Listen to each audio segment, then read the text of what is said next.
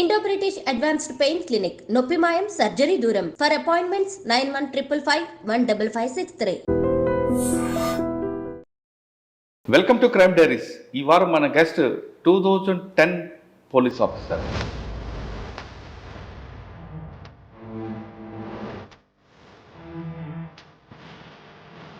SP Madhav Reddy గారు, superintendent of police, మన్యం జిల్లా.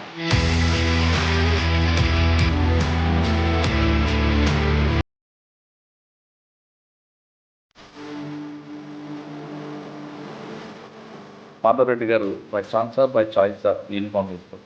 By chance అనే చెప్పాలండి. అంటే 2000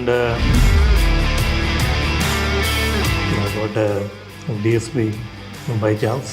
I feel very happy that I got into the police department. సాధారణంగా నక్సల్ ప్రభావం పెరగడానికి ప్రధాన కారణం ఫారెస్ట్ అధికారులే అంటే ఒకట వార్త. గిరిజనులందరూ కూడా ఫారెస్ట్లోకి వెళ్తారు, వాళ్ళని అడ్డుకోవడం వల్ల ఇవన్నీ జరుగుతున్నాయని ఉంది. వాస్తవం అంటారు? మేబీ అప్పుడు ఉన్న పరిస్థితుల్లో ఫారెస్ట్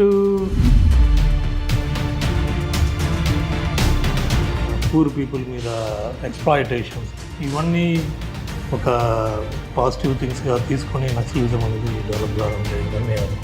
ఎప్పుడైనా మీకు ఎలుగుబంట్లు కానీ ఇటువంటి కనబడేవా? విలేజెస్కి వచ్చి ఒక సందర్భంలో అటాక్ చేయడం లేదు. ఒక విలేజ్లో ఆ గ్రామస్తులు వాటిని న్యాచురల్లీ రిటాలియేట్ చేసి చంపడం జరిగింది. వాళ్ళేమో చూస్తే చావుపతుల మధ్యలో ఉన్నారు, అంటే seriously injured and hospital. Sir, ఫ్యాక్షనిస్ట్కి భయం రావాలంటే పోలీస్ ఎప్పుడు కూడా కళ్ళలో రావాలి, లేదా కళ్ళు తెరవగానే ఎదురు పోలీస్ కనపడాలి. మూడోది కౌన్సిలింగ్, కంటిన్యూ కౌన్సిలింగ్ చేయాలని సీనియర్ ఆఫీసర్ చెప్తారు. ఈ మూడు చేశారా? ఫ్యాక్షన్ అనేది మామూలుగా మనం అనుకుంటాం ఓన్లీ విలేజెస్లో కొన్ని ఫ్యామిలీస్ మధ్య పొలిటికల్ అఫిలియేషన్స్ తీసుకోవడం జరిగింది, political supports between both political bodies. Sir, పుట్టపర్తిలో మీకు బాగా మెమరబుల్ ఉంది. మేజర్ ప్రోగ్రామ్స్ చేయడం జరిగింది. ప్రెసిడెంట్ ఆఫ్ ఇండియా వచ్చారు. కంటిన్యూస్లీ ఛాలెంజింగ్గా ఉంది. మోస్ట్ ఛాలెంజింగ్ మీద ఒక పక్క మ్యాన్ పవర్, జాగ్రత్తగా ప్లానింగ్ చేసుకుంటూ ప్రాపర్ బందోబస్తులు చేసుకుంటూ.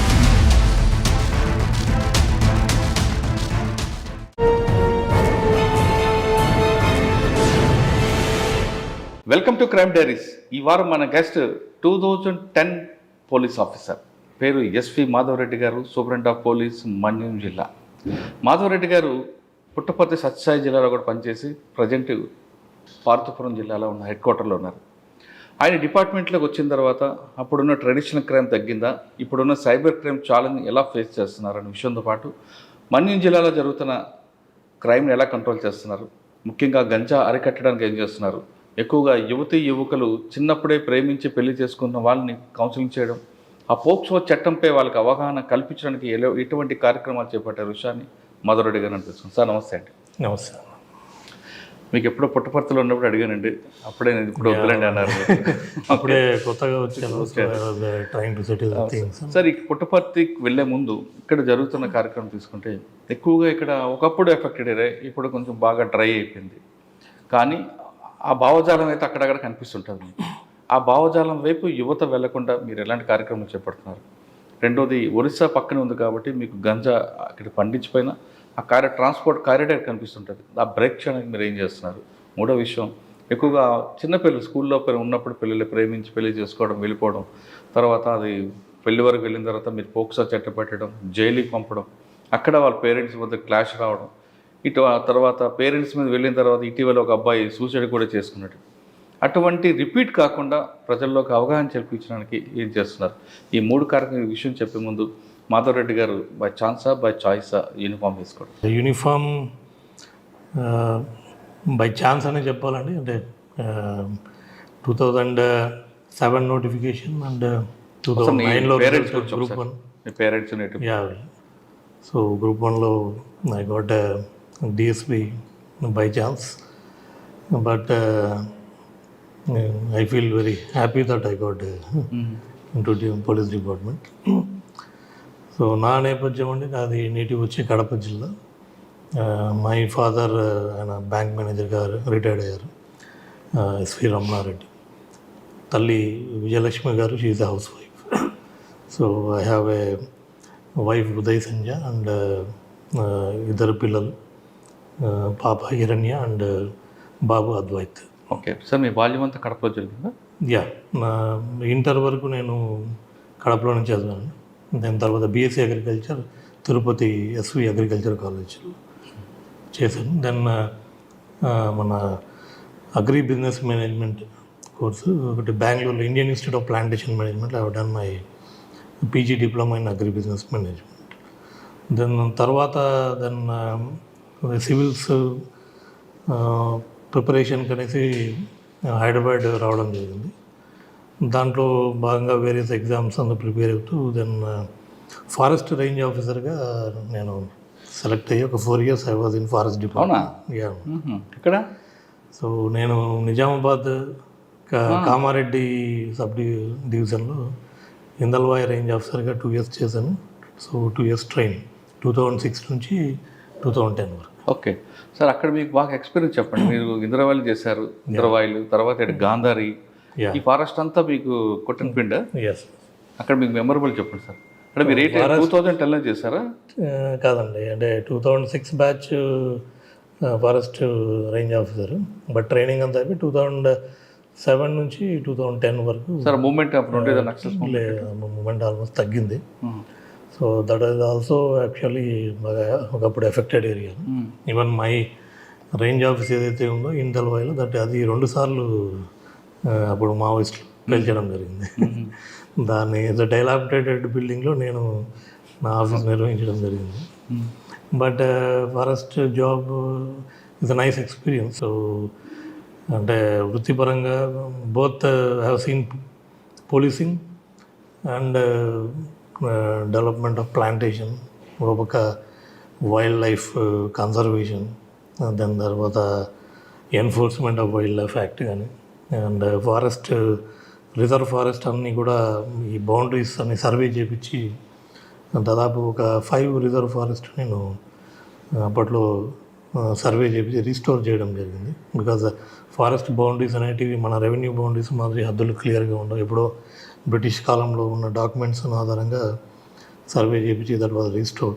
So that is one happy thing. సాధారణంగా నక్సల్ ప్రభావం పెరగడానికి ప్రధాన కారణం ఫారెస్ట్ అధికారులే అంటే ఒకట వార్త ఉంది. గిరిజనులందరూ కూడా ఫారెస్ట్లకు వెళ్తారు, వాళ్ళని అడ్డుకోవడం వల్ల ఇవన్నీ జరుగుతున్నాయని ఉంది. వాస్తవం అంటారు? సో అది మేబీ అప్పుడు ఉన్న పరిస్థితుల్లో ఫారెస్ట్ ఇది కంప్లీట్గా కారణం అని నేను చెప్పను. బికాజ్ ఒకసారి మనం చూస్తే మనకి నక్సలిజం ఏ విధంగా వచ్చింది అనేది ఒకసారి బ్రాడ్గా ఆలోచించింది. As far as my knowledge is concern, landlords atrocities కానీ, భూస్వామ్యవాదం, అపార్ట్ ఫ్రమ్ ఫారెస్ట్ ఇష్యూసే కాకుండా ఈ పూర్ పీపుల్ మీద ఎక్స్ప్లాయిటేషన్స్, ఇవన్నీ ఒక పాజిటివ్ థింగ్స్గా తీసుకొని నక్సలిజం అనేది డెవలప్ కావడం జరిగిందని నేను అనుకుంటున్నాను. సో వేరియస్ ఇష్యూస్ వర్ అవన్నీ కూడా కాలక్రమేణా గవర్నమెంట్ డిఫరెంట్ వేస్లో డెవలప్మెంట్ పరంగా కావచ్చు, వెల్ఫేర్ స్కీమ్స్ పరంగా కావచ్చు, అండ్ చట్టాల పరంగా కావచ్చు. For example land titling act కానీ, భూములు పంచడం, ఇవన్నీ కూడా various మెథడ్స్లో answered these social problems, and that's why there is no relevance of Naxalism now. Sir మరి ఫారెస్ట్ నుంచి వాళ్ళ మీరు కాకి మార్చారు? రెండు కాకినే, రెండు కాకే, కానీ అది వేరే వేరు కదా. అందులో లాఠీ ఉంటుంది, ఇందులో లాఠీ ఉంటుంది. Yeah, there also part of policing is there. But then again started preparing group 1 2007లో మళ్ళీ నోటిఫికేషన్ పడినప్పుడు. దెన్ జాబ్ చేస్తూనే నేను ఐ వాజ్ ప్రిపేరింగ్ ఇందల్వాయిలో అదే రేంజ్ ఆఫీసర్గా జాబ్ చేస్తూ preparing and selected for this. So then one scale up 2010లో join అయ్యాను. సార్ ఒకసారి మనం వెనక్కి వెళ్తే మీరు నైట్ బీట్ ఆఫీసర్ చేసి ఉంటారు ఫస్ట్లోనే ఫారెస్ట్లో. ఎప్పుడైనా మీకు ఎలుగుబంట్లు కానీ ఇటువంటి కనబడేవా? ఎలుగుబంట్లు మాకు కనపడలేదండి. But interesting issues what we faced at the time. నేను జాయిన్ అయిన కొత్తలో అయితే విలేజెస్కి వచ్చి ఒక సందర్భంలో అటాక్ చేయడం జరిగింది. ఒక విలేజ్లో ఎలుగుబంట్లు they have attacked sarpanch and ఇద్దరు ముగ్గురిని సీరియస్గా అటాక్ చేస్తారు.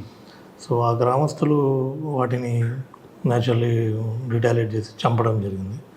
సో ఒక పక్క ఇట్స్ ఏ డైలమా, అదే ఫారెస్ట్ ఆఫీసర్ వాళ్ళ మీద కేసు పెట్టారు, wild life act.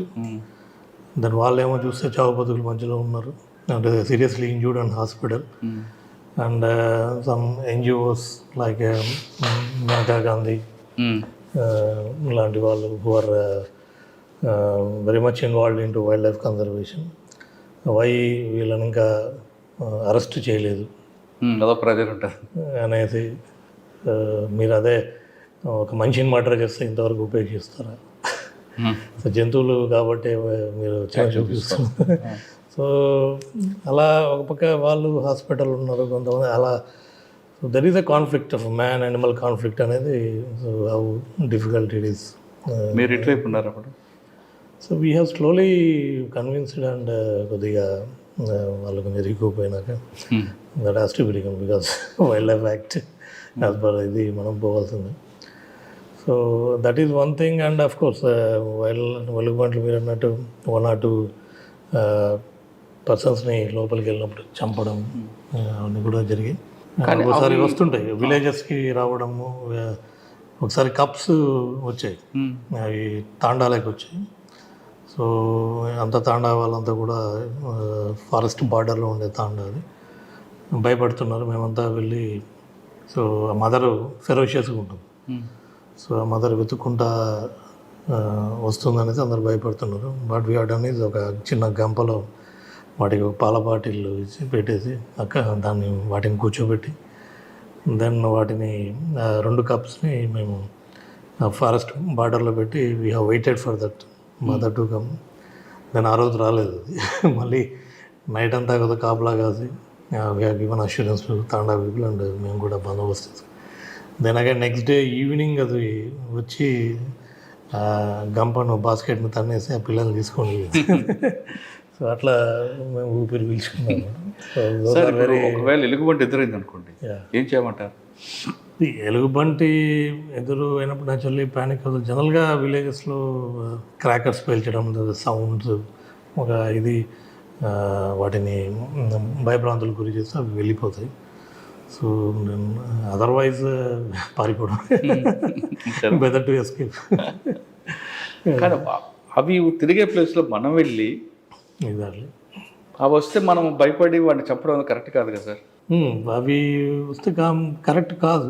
So but కొన్ని సందర్భాల్లో అంటే జనరల్లీ హ్యూమన్ టెండెన్సీ కొద్దిగా ప్యానిక్ అవ్వడం, అవి కూడా ప్యానిక్ అయ్యి అటాక్ చేయడం, వాటికి కూడా ప్రాణభయం ఉంటుంది. వాటికి ప్రాణభయంతో అవి అటాక్ చేయడం, లేకపోతే ఒకసారి తల్లి పిల్లల కోసం రావడం, ఫెరోషియస్ ఉండడం, ఈ కైండ్ ఆఫ్ దీంట్లో ఈ ఎక్కువ ఏమవుతుందంటే మనకి ఈ సమ్మర్లో ఎక్కువ ఈ వాటర్ కోసం వెతుక్కుంటా wild life they come out of the forest.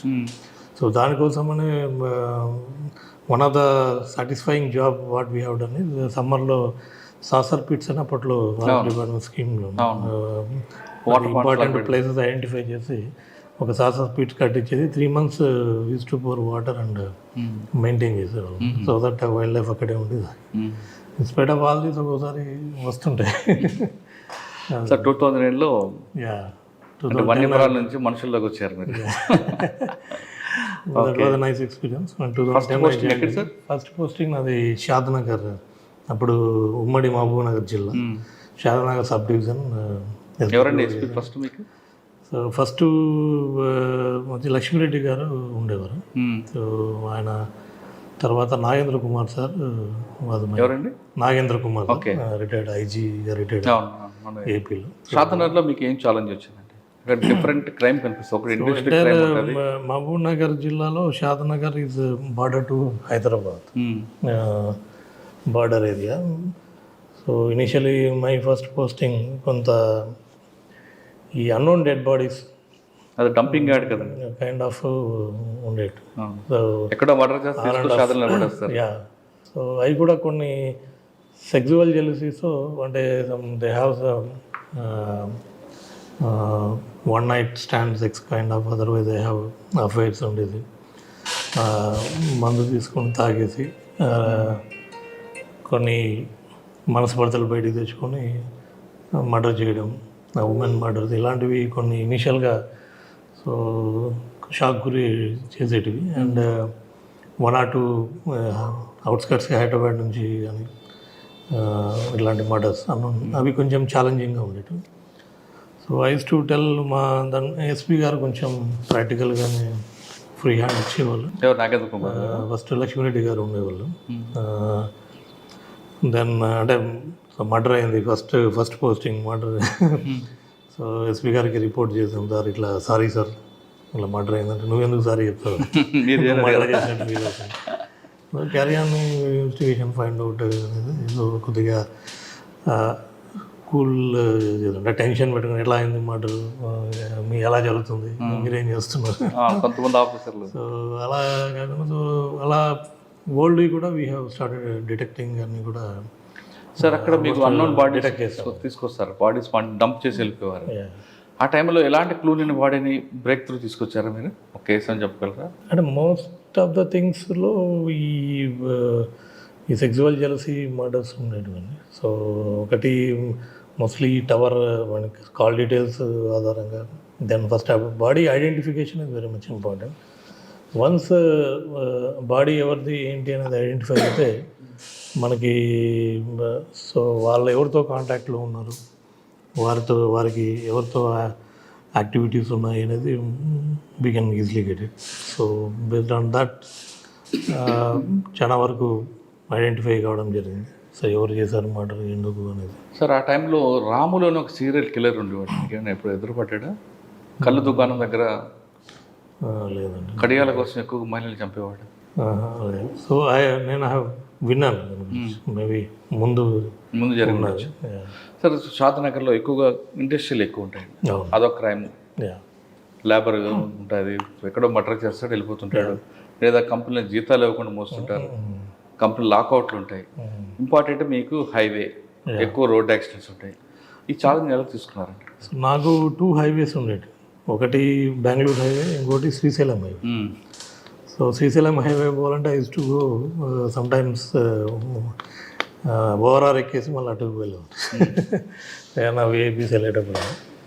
So ఎక్కువ మీరు అన్నట్టు నేషనల్ హైవేస్ కొత్తలో ఎస్పెషల్లీ బాలానగర్ సైడ్ అంతా కూడా రోడ్ యాక్సిడెంట్స్ ఫ్రీక్వెంట్గా జరిగేటివి. So use to put flexible stoppers పెట్టి, సో దట్ అంటే పర్మనెంట్ ఐరన్ బ్యారికేడ్స్ పెడుతుంటే అవి గుద్ది కొంచెం యాక్సిడెంట్ కావడం జరుగుతుంది. So flexible stoppers, stop wash programs కానీ లారీ డ్రైవర్స్ ఇలా కొంత మ్యాక్సిమం ఎక్కడన్నా లైటింగ్ తక్కువ ఉంటే హైవేస్లో లైటింగ్ కొద్దిగా పెంచడం.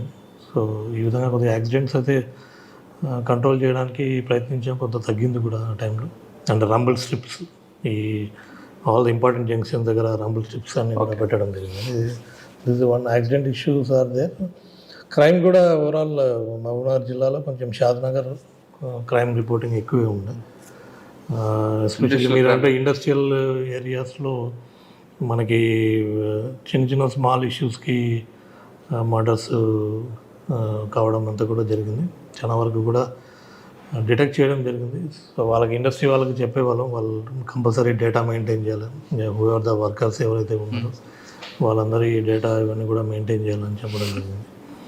సో బట్ అంత ఇండస్ట్రీస్లో ఎక్కువ 1 or 2 ఇన్సిడెంట్స్ అట్లా జరిగాయి, కానీ బట్ మేజర్ క్రైమ్ ఇండస్ట్రీస్ నుంచి తక్కువే ఉంది. ఎక్కువ మనకి స్పొరాడిక్ మర్డర్స్ ఈ తాండాస్లో అట్లా సెక్సువల్ జెలసీ వల్ల ఇలాంటివి ఉండేది. ఓకే. అండ్ ఇండస్ట్రియల్ యాక్సిడెంట్స్ ఒకటి జరిగిందండి ఆ టైంలో, ఇండిపెండెన్స్ డే రోజు. సో ఒక బాయిలర్ బ్లాస్ట్ అయింది. బాయిలర్ బ్లాస్ట్ అయ్యి almost 9 persons seriously injured. And Odisha వాళ్ళు ఛత్తీస్గఢ్, ఒరిస్సా నుంచి వెళ్ళండి. I have seen bodies and burned bodies Owaisi హాస్పిటల్లో ఇవన్నీ కూడా. సో దట్ వాజ్ వన్ బాధాకరమైన ఇన్సిడెంట్. సార్ షాద్నగర్ తర్వాత నెక్స్ట్ పోస్ట్ షాద్నగర్ తర్వాత నేను మళ్ళీ గ్రౌండ్స్ ట్రైనింగ్ అప్పుడు మాకు పెండింగ్ పెట్టారు. Then I went for grounds training. Grounds training ప్రమాదిపేట అండ్ దెన్ వైజాగ్. తర్వాత back we came to headquarters. ఆ టైంలో హైదరాబాద్లో రంజాన్, వినాయక చవితి ఆ సీజన్ నడుస్తుండే. సో ఒక 2-3 months వర్ బందోబస్తులకి ఉన్నాయి. Old city Ramzan festival and then Ganesh, సైబరాబాద్లో గణేష్ అండ్ దెన్ అదంతా అది అయిపోయినాక సడన్గా విజయనగరంలో ఈ సమైకాంధ్ర ఉద్యమంలో భాగంగా లాండ్ ఆర్డర్ ప్రాబ్లం ఎక్కడండి? విజయనగరంలో. విజయనగరం. సో ఓకే, వస్తా ఇంటి మీద దాడి. సో దానికి అగైన్ వీఆర్ కాల్డ్. అక్కడ బందోబస్తు అదొక 15 days, అంటే ఒక 3-4 days. అండ్ దెన్ సిరివానోత్సవం వరకు కూడా కంటిన్యూ. ఇవన్నీ బందోబస్తు లేక then again I was even posting Nirmal ఎస్డిపిఓగా. నిర్మల్ ఏముంది సార్ మీకు ఛాలెంజ్ ఉందా, మెమరబుల్ ఉందా? నిర్మల్ మీకు బైన్సా సపరేట్ సబ్ డివిజన్ అయింది అప్పటికి. అర్లియర్ నిర్మల్ సబ్ డివిజన్లో ఉండే.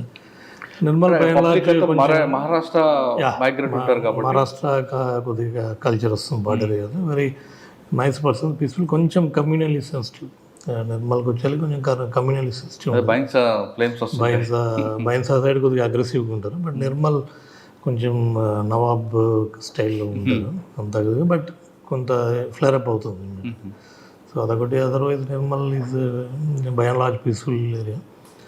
కొంత అన్నట్టు లైక్ ఇలిటరసీ వల్ల కావచ్చు, ఈ తాండాస్లో కానీ ఆర్ అదర్ ఏరియాస్ చిన్న చిన్న మర్డర్స్ ఇలా. నిర్మల్లో మీకు డెకైడ్ గ్యాంగ్స్ ఎక్కువ ఉండేవండి. మహారాష్ట్ర వచ్చి ఇక్కడ కొట్టుకొని మహారాష్ట్ర వెళ్ళేవారు. సో నిర్మల్లో అంటే నేను ఉన్నప్పుడు అంతా లేదా సీరియస్ అఫెన్స్ లక్కీగా ఏం జరగలేదు. So Nirmal 2014 elections Nirmal I was Nirmal SDP. That is TRS government came into state విడిపోయింది. సో ఆ టైంలో నేను తెలంగాణలో ఉండిపోయాను. స్టేట్ బైఫర్కేషన్ అప్పుడు I was in Nirmal SDP. Then elections అంతా అయిపోయినాక స్టేట్ డివైడ్ అయినాక then November 2014 I was posted faculty in Telangana police academy. So అక్కడ ఆల్మోస్ట్ 1.5 year నేను ఫ్యాకల్టీగా చేశాను. సో అక్కడ మెమరబుల్ థింగ్ ఏంటంటే last combined batch 2015 SIs and RSIs. So both Telangana and AP combined batch మేము ఫ్యాకల్టీగా ఉండడం అదొక అదృష్టం. అప్పుడు Ish Kumar sir, first Malkonda sir was director గారు. దెన్ ఈష్ కుమార్ సార్ డైరెక్టర్గా ఉన్నా. దెన్ అప్పటి నుంచి ఐ కేమ్ టు ఏపీలో రిపోర్ట్ చేసుకున్నాను 2017లో. దెన్ టెక్నికల్ సర్వీసెస్ వింగ్లో I joined as a DSP. And మా ప్రెస్టీజియస్ సిసిటిఎన్ఎస్ ప్రాజెక్ట్ ఏదైతే పోలీస్ డిపార్ట్మెంట్, దానికి నోడల్ ఆఫీసర్గా చేశాను. సో ద ఇంప్లిమెంటేషన్ రియల్లీ బాగా ఇంట్రెస్టింగ్గా ఉంది. సో అంటే the first time the crime and criminal tracking network system, దాని data entry of crime and criminals each and every police station, దాన్ని డెవలప్ చేయడం, దాన్ని అలవాటు చేయడం డిపార్ట్మెంట్, అదంతా కూడా ఆ టైంలో బాగా జరిగింది. ఇన్ఫ్యాక్ట్ మాకు అప్పుడు డీజీ గారు Sambasivarao sir DG sir very much interested నా ప్రాజెక్ట్. సో మాతో డైలీ ఆయన 1 hour స్పెండ్ చేసేవారు. So with me and that developing team daily 1 hour as a DG use to SIT and review that CCTNS and dash బోర్డ్లో కూడా ఏమేమి ఉండాలి, analysis ఏమేమి ఉండాలి, ఇవన్నీ కూడా డైలీ కూర్చొని అప్డేట్ చేసుకునే వాళ్ళు, మన రివ్యూ మీటింగ్స్ పెట్టేవాళ్ళు. దట్స్ హౌ అది సిసిటిఎన్ఎస్ని బాగా యూటిలైజేషన్లోకి ఆ టైంలో బాగా వచ్చింది. సాంబశివరావు సార్ దగ్గర కొంచెం ఫన్నీగా మాట్లాడతారు. So lot of learning experience అండి సార్తో చెప్పాలంటే. Is a great institutional builder first of all. So ఇవాళ ఉన్న డీజీపీ ఆఫీస్ కావచ్చు, ఆర్టీసీ బిల్డింగ్ కావచ్చు, అంటే స్టేట్ డివైడ్ అయిన కొత్తలో వెన్ 2017లో వీ స్టార్టెడ్ మూవింగ్. అప్పుడు కూర్చోడానికి కూడా స్పేస్ లేకుండా ఎవరికి కూడా searching for offices and all. So ఆ టైంలో ఆయన పర్సనల్గా డీజీ ర్యాంక్లో ఉండి కూడా ఆయన పర్సనల్గా వెళ్ళి ఇన్వాల్వ్ అయ్యాడు. ఈ డీజీపీ ఆఫీస్ కావచ్చు, ఆర్టీసీ బిల్డింగ్ కావచ్చు. సో అంటే ఒక ఇన్స్టిట్యూషన్ని ఏ విధంగా మనము డెవలప్ చేయాలి అనేది ఆయన నుంచి. ఇంకేం నేర్చుకున్నారండి ఆయన? ప్రతిసారి ఒక పదం చెప్తారా? అండ్ మాతో he was very friendly and protective and also is very satirical. బాగా అదే ఎంజాయ్ చేస్తాం. ఆయన తిట్టిన బాధ అనిపించేది ఎవరికి? తిట్టేవాడు కదా, మాకు డైలీ 1 hour ఆయనతో కూర్చుండేవాళ్ళం. కొంచెం అదే DG and DSP sitting in front and is very technically sound and knowledgeable. ఆయనలో ఇంకొక టిపికల్ ఉంటుంది, మేమేమో టెక్నికల్ అంత సావీ కాదు. ఏం క్వశ్చన్స్ అడుగుతారో ఒక టెన్షన్ ఉండేది. కానీ ఒక వ్యక్తికి మాట్లాడేటప్పుడు ఆయన డైరెక్ట్గా ఐ కాంటాక్ట్ చేయకుండా ఇంకొక ఇస్తూ మాట్లాడుతుంటారు, అబ్జర్వ్ చేసి. అదే కరెక్ట్. బట్ షార్ప్గా చూసేవాళ్ళు. అవును. And I like his body language, style of walking and all. కానీ ఇప్పుడు ఒక మాట చెప్తుంటారు, మీరు అబ్జర్వ్ చేశారు లేదు, పోలీస్ అనే ఆ వ్యక్తి ఎప్పుడు కూడా టాక్ట్ఫుల్గా ఉండాలి. అవును. ఇప్పుడు మన బుక్ ప్రకారం లాఠీ పట్టుకుంటూ అవ్వదని మీకు చెప్పారా? చెప్పారు. ఇన్ఫ్యాక్ట్ మీకు చెప్పడం మర్చిపోయాను, మా 2010 training Sambasivarao sir was our director. And we were very much lucky. ఆయన వచ్చి క్లాసులు తీసుకుంటారు. So use to share his experiences and చాలా ఇంట్రెస్టింగ్గా కూడా చెప్పేవాళ్ళు. అండ్ సార్ వచ్చి మాతో లంచ్ చేసేవాళ్ళు అప్పుడప్పుడు, టు ఇంటరాక్ట్. అండ్ మాకు కూడా ఫ్రీ హ్యాండ్ ఇచ్చేవాళ్ళు. So have a great connection with Sambasiva Rao sir. So technical తర్వాత మీరు సో టెక్నికల్ సర్వీసెస్లో దెన్ 1 year చేశాక then again Atmakur, Kurnool district ఎస్డిపిఓగా నేను చేరాను. సో 1 year అది చేశాను. దెన్ ఆత్మకూరు, శ్రీశైలం, శివరాత్రి. అక్కడ ఒక 2 వ్యక్తులు ఎదురుపడ్డారు మీకు. ఎవరండి? బైరెడ్డి రావడం తక్కువే. దట్ సిద్ధార్థ రెడ్డి, దట్ అతను యూస్ టు కమ్ అండ్ వాళ్ళకి. అండ్ ఈయన శివానంద రెడ్డి గారు ఆ టైంలో టీడీపీ గవర్నమెంట్ ప్రభుత్వం. సో అది కొద్దిగా అక్కడ ఛాలెంజెస్, పొలిటికల్ ఛాలెంజ్ అవి ఉండేవి. కానీ ఇద్దరు బలమైన వ్యక్తులు కదండి. ఆ ఇష్యూని ఎలా మీరు షార్ట్అవుట్ చేసేవారు? ఒకటి, నేను with regard to law and order issue ఏది కూడా టాలరేట్ చేసేవాళ్ళం కదా. అంటే ఏది కూడా లా అండ్ ఆర్డర్లో మనము మొమాటానికి పోయి అది వదిలేస్తే అది పెద్దగా అవుతుంది. So use to convince. అటువంటిది యాంటిసిపేట్ చేసి ఏదన్నా చేస్తుంటే వీ ట్రై టు ప్రివెంట్ చేస్తాం. కానీ శివానంద రెడ్డి గారు ఆల్రెడీ ఎక్స్పర్ట్స్, పోలీస్ ఆఫీసర్ కదా, ఆయన కొంచెం అంటే శివానంద రెడ్డి గారు ఎప్పుడు అంటే లైక్ అజిటేషన్ మోడ్ కానీ ఇంకో లేకపోతే అటాకింగ్ మోడ్ అనేది ఆయన నుంచి ఎప్పుడు లేదు. సో ఇతను ఐ థింక్ అప్పటికి కొత్తగా వస్తున్నాడు. But he have the issues initial in Kurnool it's. దాన్ని ఈయన బైరెడ్డి రాజశేఖర్ రెడ్డి వచ్చేవాడు కాదు.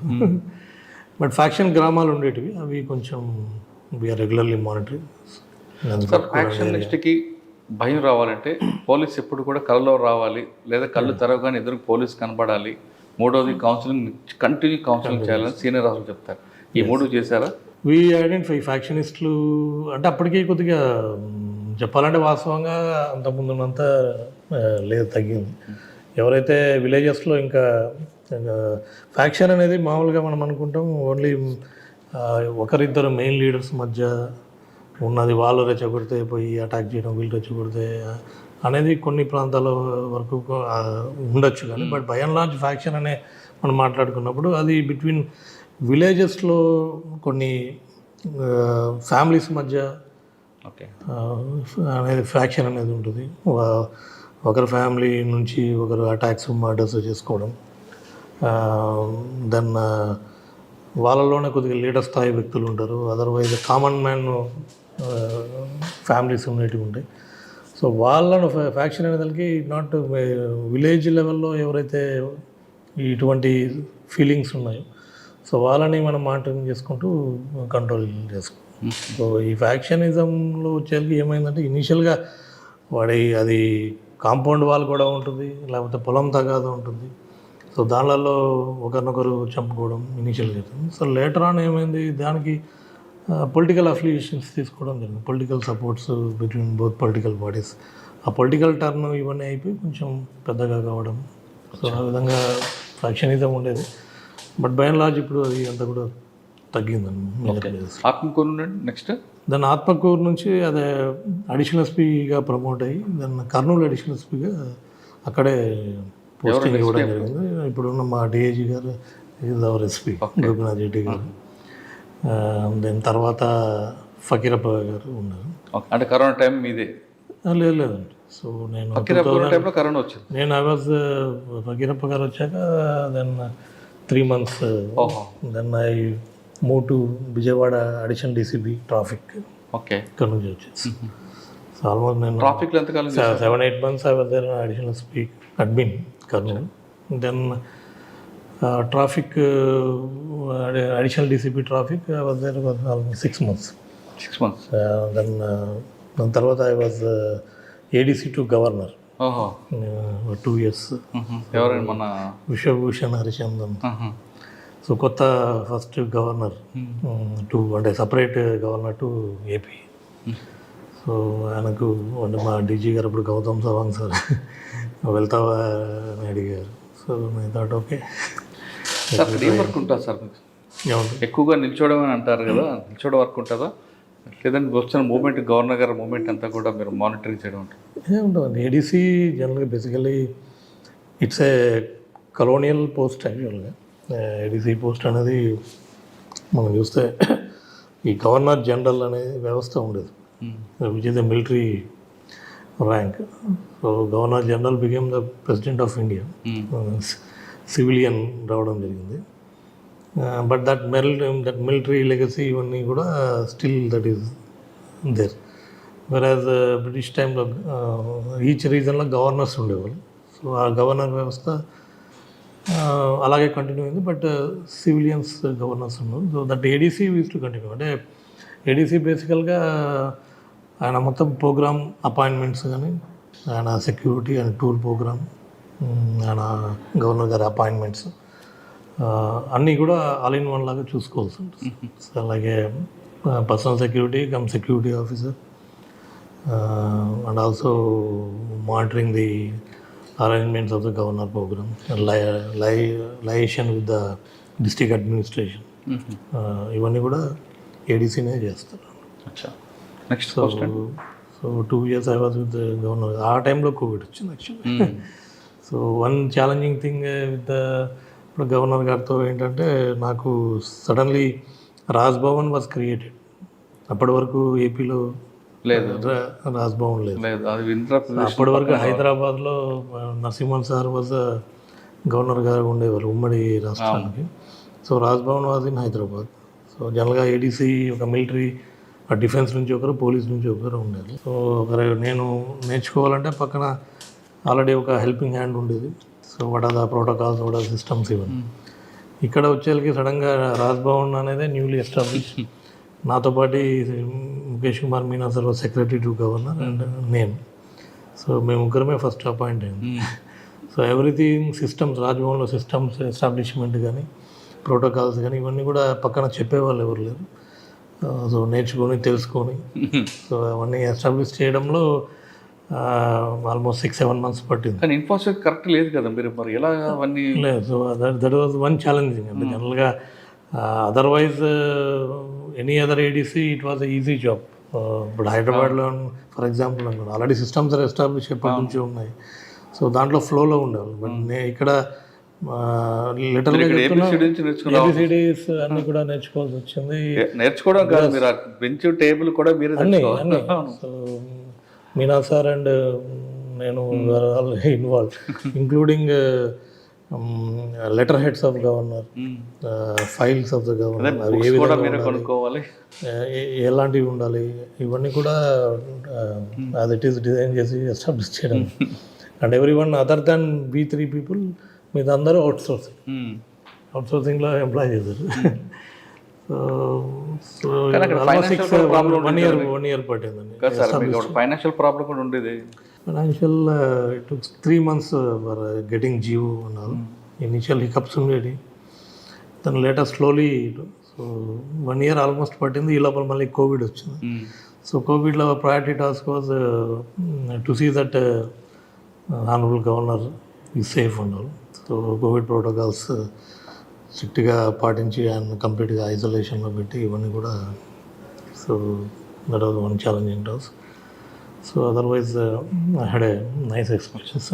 నెక్స్ట్ పోస్ట్ నెక్స్ట్ అక్కడ నుంచి నేను విజిలెన్స్ RVO గుంటూరు విజిలెన్స్ డిపార్ట్మెంట్లో అక్కడ ఎంతకాలం? Almost 1.5 year, more then 1 year 7 months చేశాను. దెన్ అక్కడ ఉన్నప్పుడే got conferred to IPS and first charge జిల్లా ఎస్పీగా అక్కడ నుంచి.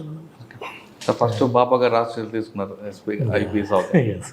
సార్ అక్కడ ఏంటంటే బాబా గారు లేకపోయినా ఆయన వైబ్రేషన్స్ ఉంటుంది పుట్టపర్తిలో. ఎయిర్పోర్టు ఉన్నా లేనట్లు ఉంటుంది కానీ ఉంటుంది అక్కడ. ప్రపంచంలో ప్రతి VIP అక్కడికి వస్తుంటారు. కేవలం నవంబరే కాకుండా మిగతా అన్ని రోజులు కూడా వస్తుంటారు. ఒకసారి బాబా గారు ఉన్నప్పుడు ఉన్న రియల్ ఎస్టేటు బాబా గారు లేనప్పుడు పడిపోయింది. కానీ మళ్ళీ వాళ్ళందరూ రావడంతో రియల్ ఎస్టేట్ కేసులు కూడా పెరుగుతుంటాయి.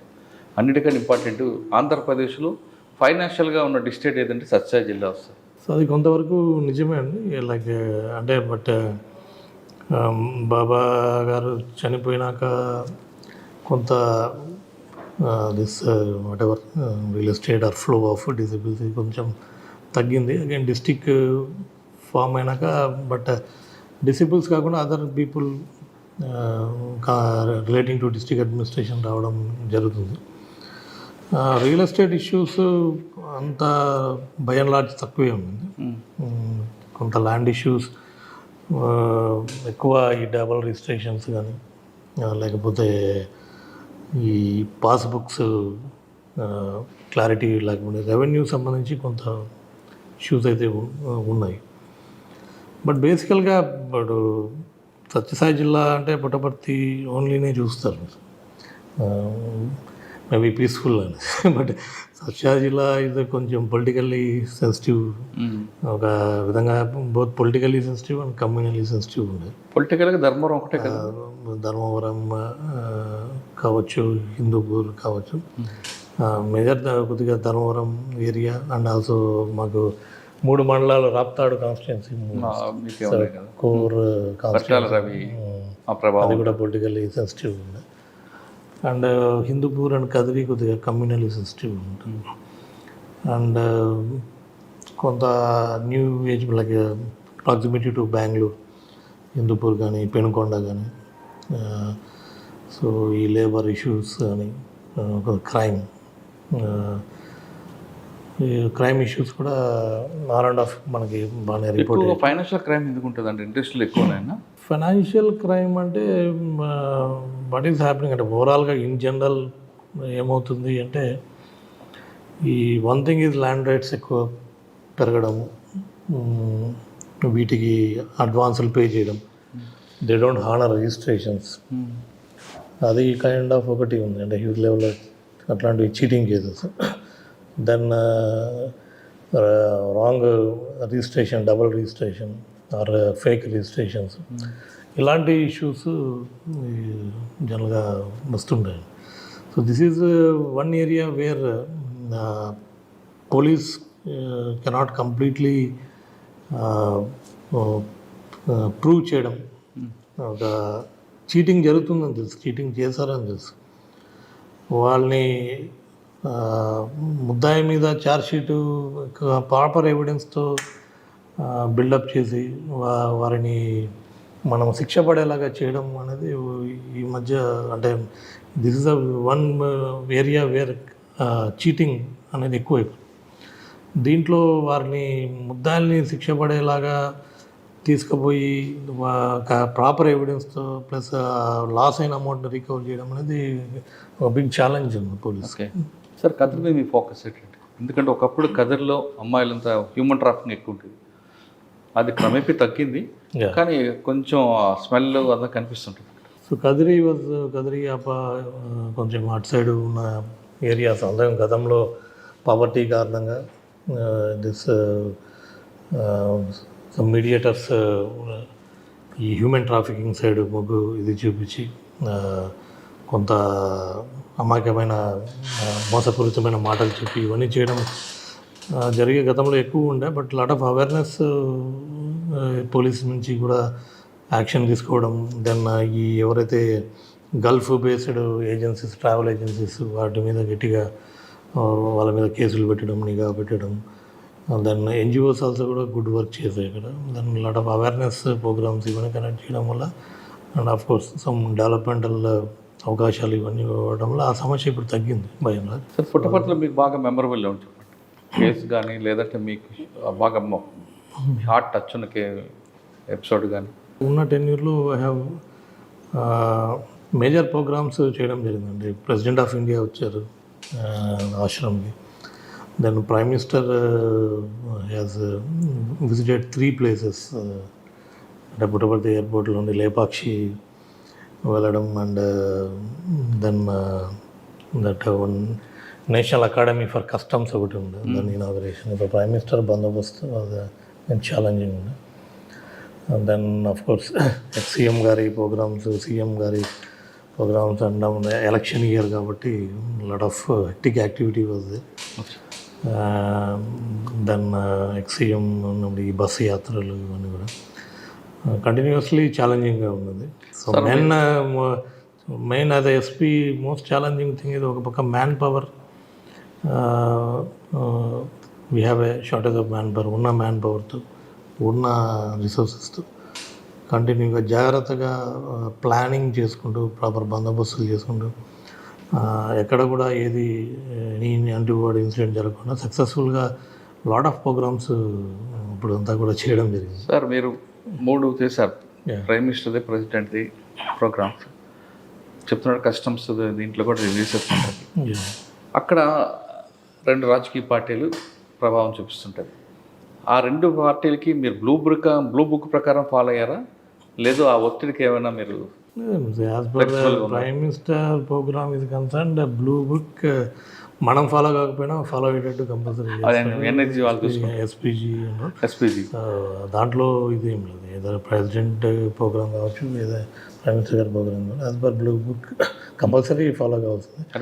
Hour duty is to ensure that everything security measures అన్నీ కూడా బ్లూ బుక్ ప్రకారం జరుగుతున్నాయా లేవా, and time to time SPG వాళ్ళు కూడా మానిటర్ చేస్తూ వాళ్ళు కొన్ని సూచనలు ఇస్తుంటారు, అవన్నీ కూడా పక్కాగా చేస్తారు. సార్ సాధారణంగా ప్రైమ్ మినిస్టర్ బందోబస్తు వచ్చింది అనుకోండి, వాళ్ళ స్టేజ్ ఎప్పటిలో హ్యాండ్ ఓవర్ చేసుకుంటారండి? 48 hours, 24 hours?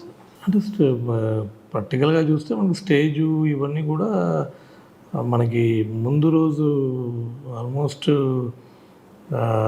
ముందు రోజు maybe up to 12 hours back వరకు కూడా కొన్ని ప్రిపరేషన్స్ జరుగుతుంటాయి. సో ఇన్ఫ్యాక్ట్ నేను చెప్పిన ఆ ప్రోగ్రాంలో నాసిన్ దీంట్లో కూడా they use to entire night morning వరకు కూడా చేస్తున్నారు. సో దే హ్యావ్ అది యాక్సెస్ ఇచ్చేసి ఇది చేస్తారు.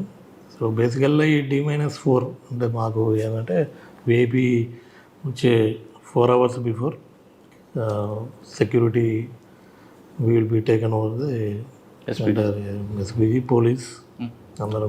D-4 కంపల్సరీ ఉంటుంది. Compulsory stage outer periphery outer cordons అంతా కూడా మనం state is the responsibility of including traffic, helipad బందోబస్తు కానీ, ఎన్ రూట్ అన్నీ కూడా కంపల్సరీ మేజర్ స్టేట్ పోలీస్ చూసుకోవాలి. అండ్ వాళ్ళ గైడెన్స్ ఉంటుంది. బై అండ్ లార్జ్ ఏంటంటే 4 hours బిఫోర్ ఎవ్రీథింగ్ స్టెరైల్గా పెట్టుకో. ఓకే సార్, పుట్టపర్తి తర్వాత ట్రాన్స్ఫర్లో భారత్పురం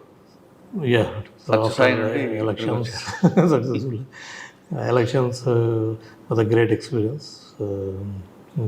పొలిటికల్లీ సెన్సిటివ్ ఉన్న తరుణంలో ఎలక్షన్స్ కూడా as per election commission guidelines ప్రకారం బాగా ఎటువంటి ఇన్సిడెంట్ జరగకుండా చేసామనే సాటిస్ఫాక్షన్ అయితే మాకు కానీ మీ పక్క జిల్లాలో ఎలక్షన్ కమిషన్ కొంతమంది ట్రాన్స్ఫర్ చేసింది, మీరు ఆ ప్రభావం మేము పడలేదా? ఉన్నదండి. So we're all on the ఏమంటారు, we're all on tenter hooks always. ఒక ఏమీ జరగకుండా చూసుకోవాలి అనే ఒక వాతావరణంలో ఎలక్షన్స్ అన్ని నడిపించాను. సో ఆ విధంగా కూడా మేము డైలీ లోయర్ ర్యాంక్స్లో అంతా కూడా మానిటర్ చేసుకుంటూ ఎటువంటి ఇన్సిడెంట్స్ కానీ ఏదైనా చిన్నది ఎనీ ఇన్సిడెంట్ రిపోర్ట్ అయినా కూడా కేసు కట్టడం, వాటి మీద ఇమ్మీడియట్ యాక్షన్ తీసుకోవడం, ప్రివెంటివ్ మెజర్స్ అవన్నీ కూడా తీసుకోవడం జరిగింది. పీస్ఫుల్గా ఎలక్షన్ అయిపోయింది. Yeah next election after election ఇక్కడికి వచ్చారు. యా ఇక్కడ రాగానే వచ్చింది పార్వతీపురం. ఒకప్పుడు నక్సల్గా అఫెక్ట్ ఏరియా, ఇప్పుడైతే లేదు. కానీ దాని స్మెల్ ఏదో కొంచెం కొంచెం అక్కడక్కడ కనిపిస్తుంటుంది.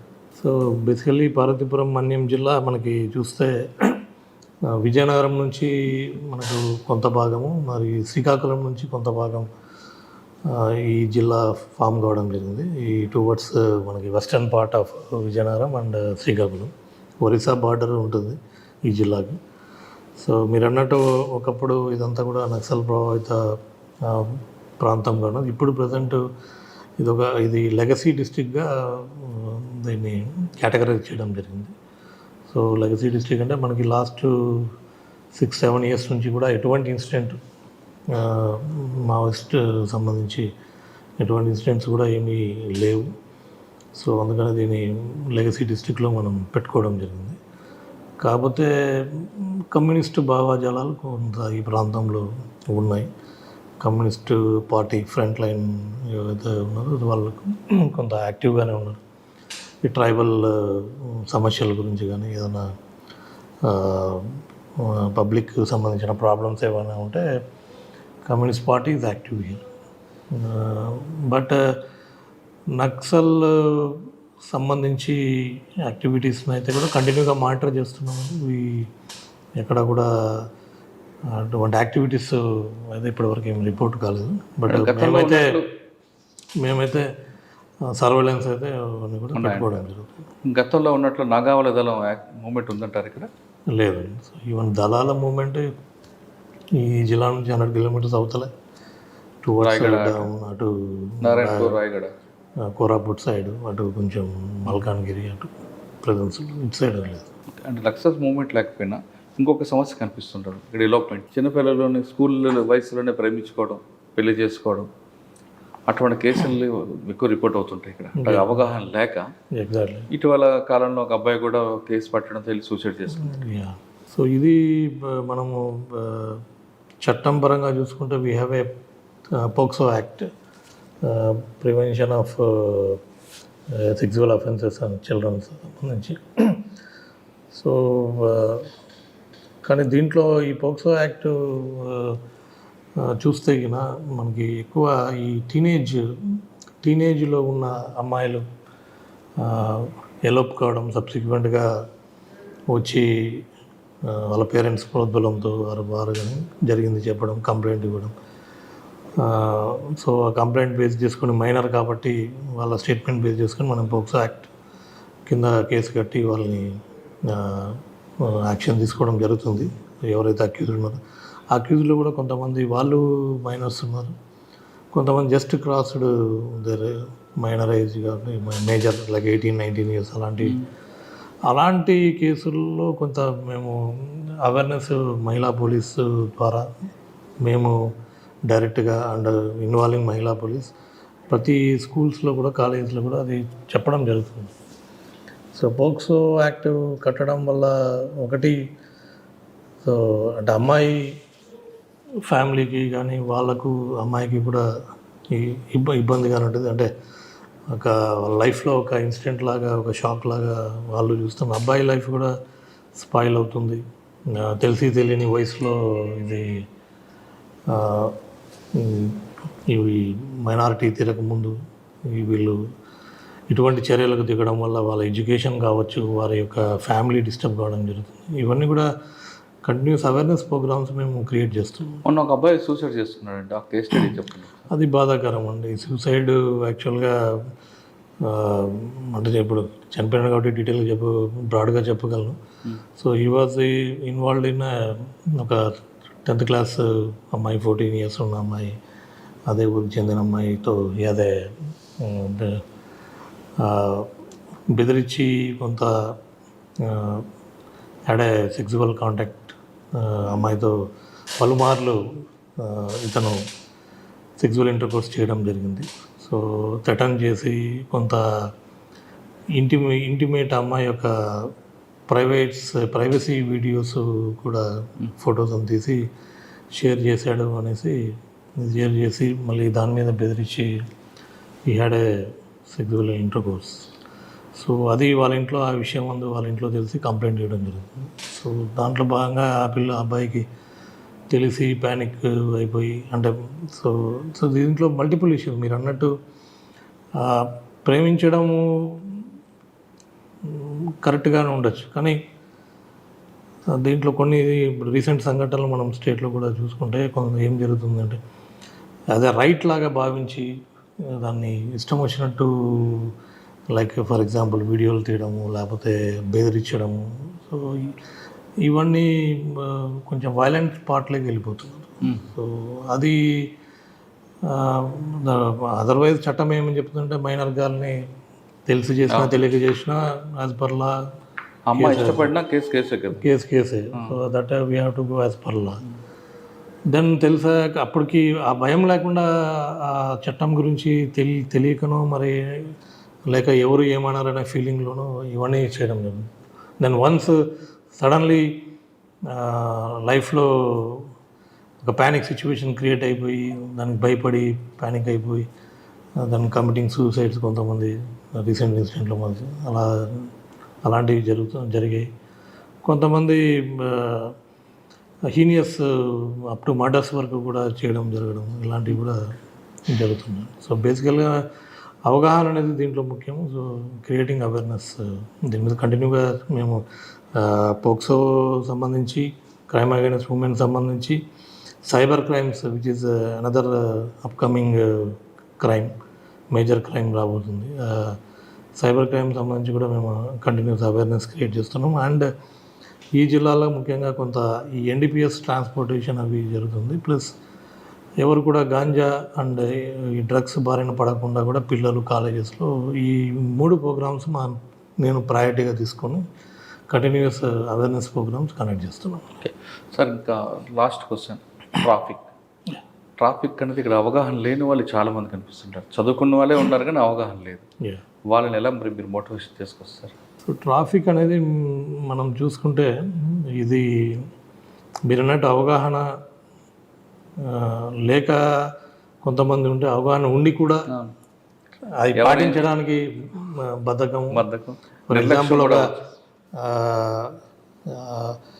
రైట్ సైడ్ వెళ్ళాలి, యూటర్న్ చేసుకోవడానికి బద్ధకం. కొద్దిగా ముందుకెళ్ళి యూటర్న్ చేసుకోవడం రాంగ్ రూట్లో కొద్దిగా దూరమే కదా రాంగ్ రూట్లో వెళ్దాం. సో అది అవగాహన లేదా అంటే ఉంది. అండ్ హెల్మెట్ పెట్టుకోమని చెప్తున్నాం. హెల్మెట్ పెట్టుకోకుండా బైక్ యాక్సిడెంట్స్ మనం చూస్తే చాలామంది ప్రాణాలు కోల్పోవడం సీరియస్. ఈవెన్ మా మెన్ కూడా అన్ఫార్చునేట్లీ. సో అందరికీ కూడా ముందు పోలీసు వాళ్ళు మనం పెట్టుకోవాలనేసి కూడా మనం చెప్తున్నాం. ఇవన్నీ కూడా హెల్మెట్ పెట్టుకోవాలంటే బద్ధకం, షార్ట్ కట్ తీసుకోవాలనేది. సో ఇవి enforcement, awareness is one part and enforcement is another part. So ఇది ట్రాఫిక్ సంబంధించిన యాక్సిడెంట్ సంబంధించి చూస్తే ఇవి ఒక ఎత్తు అయితే, కొంత రోడ్స్ ఇంజనీరింగ్ డిఫెక్ట్స్ వల్ల కూడా కొంత రోడ్ స్పేస్ పెరగట్లేదు. అది being onset slowly is a challenging thing. And number of bikes కానీ కమ్యూటర్స్ కానీ ఎక్కువ కావడం. అండ్ రోడ్స్ మళ్ళీ మీరు అంటున్నారు రోడ్స్ వేస్తుంటే స్పీడ్ పెరుగుతుంది. లాట్ ఆఫ్ హైవేస్ వస్తున్నాయి, స్పీడ్ పెరుగుతుంది. మళ్ళీ ఆ స్పీడ్ కంట్రోల్ చేయడానికి మళ్ళీ మనము స్పీడ్ బ్రేకర్లు వేస్తే అదొక యాక్సిడెంట్ అవుతుంది. So we started Rumble strips వేయాలి. రంబుల్ స్ట్రిప్స్ అన్ని వేసుకుంటూ పోతే స్లో అవుతాడు అనేది, ఈ speed guns, speed limit, it's all continuous challenge పోలీస్కి, ముఖ్యంగా police department is continuous challenge. Sir ఫైనల్గా చెప్పండి, పార్వతీపురం జిల్లా ప్రజలకి మీరు ఇచ్చే భరోసా ఏంటి? పార్వతీపురం మన్యం జిల్లా 3 ప్రధానమైన ఇష్యూస్ ఇందాక చెప్పినట్టు, ఒకటి ఈ గాంజా ఒరిస్సా నుంచి కొంత ట్రాన్స్పోర్టేషన్ అది జరుగుతుంది. సో దానికి మేము 24/7 చెక్ పోస్టులు పెట్టి అది వాటి మీద దృష్టి పెట్టాం, కంట్రోల్ చేస్తున్నాం. అండ్ ఐడి లిక్కర్ కొంత ఇది ఉన్నది, ఈ ఒరిస్సా బార్డర్ నుంచి ట్రాన్స్పోర్ట్ కావడము, ఇక్కడ కొంత ఇది చేయడం, దాని మీద కూడా అది కంటిన్యూగా అదంతా కూడా లేకుండా చేసేది ఒక గోల్ పెట్టుకున్నామండి. Then the upcoming new age crimes, cyber crime కానీ, సైబర్ క్రైమ్లో అగైన్ చీటింగ్, ఇది ఇన్బిల్ట్ అదంతా కూడా cheating, but media is cyber. So దీంట్లో కంటిన్యూస్ అవేర్నెస్ లేకుండా, అంటే prevention is better than cure. So awareness అనేది ఎంతోమంది డైలీ ఆల్మోస్ట్ వీక్లీ ఒక 3-4 కంప్లైంట్లు వస్తుంటాయి. సో అదొక ప్రయారిటీ తీసుకున్నాం. అండ్ మీరు అన్నట్టు this crime against women, POCSO చట్టం మీద, అండ్ ఈ టీనేజ్లో ఇలాంటివి చేయడం వల్ల వాటి సైడ్ ఎఫెక్ట్స్. సో ఎందుకంటే ఇది సమాజంలో ఆ యంగ్ జనరేషన్ దీనిలో ఇన్వాల్వ్ కావడం వల్ల చాలా ఎఫెక్ట్. ఒకటి డ్రగ్స్ అడిక్షన్, ఈ cyber crime, and illicit liquor, and POCSO, ఈ 4 ప్రయారిటీగా పెట్టుకొని, సో పార్వతీపురం మన్యం జిల్లా పోలీసులు వీటి నుంచి కాపాడాలనేది మా గోల్ అండి. సార్ పోలీస్ వైపు నుంచి మీరు చేస్తున్నారు, బాగానే ఉంది, కానీ ప్రజల వైపు నుంచి మీకు ఎలాంటి సహకారం కావాలి? సో ప్రజలు బై అండ్ లార్జ్ కూడా ఈ జిల్లాలో పీస్ఫుల్గానే ఉన్న all law abiding citizens. So ప్రజల నుంచి బేసికల్గా ఏంటంటే కొంచెం బాగా అవేర్నెస్ పొంది అటెంటివ్గా ఉండాలి ఈ చీటింగ్స్ అండ్ సైబర్ క్రైమ్కి సంబంధించి అనేది మేము ఎక్స్పెక్ట్ చేస్తున్నాం. సో అదర్వైజ్ చెప్తే వింటున్నాం, అట్లా ఇష్యూస్ ఏమి లేవు పబ్లిక్ నుంచి, మనకేం ఇష్యూస్ లేవు. ప్రజలు పోలీసులు ఏదైనా అన్యాయం జరిగితే పోలీసులు వస్తారని కాకుండా ముందు మీరు చట్టంపై అవగాహన కల్పించుకోవాలంటున్నారు పార్వతీపురం ఎస్పీ గారు. ఆయన చెప్తున్నట్లుగా ముఖ్యంగా చిన్నపిల్లలప్పుడే ప్రేమించుకోవడం, తర్వాత జరిగిన క్రైమ్కి ఖచ్చితంగా కేసులు ఉంటాయి, జైలుకి వెళ్లాల్సిందే.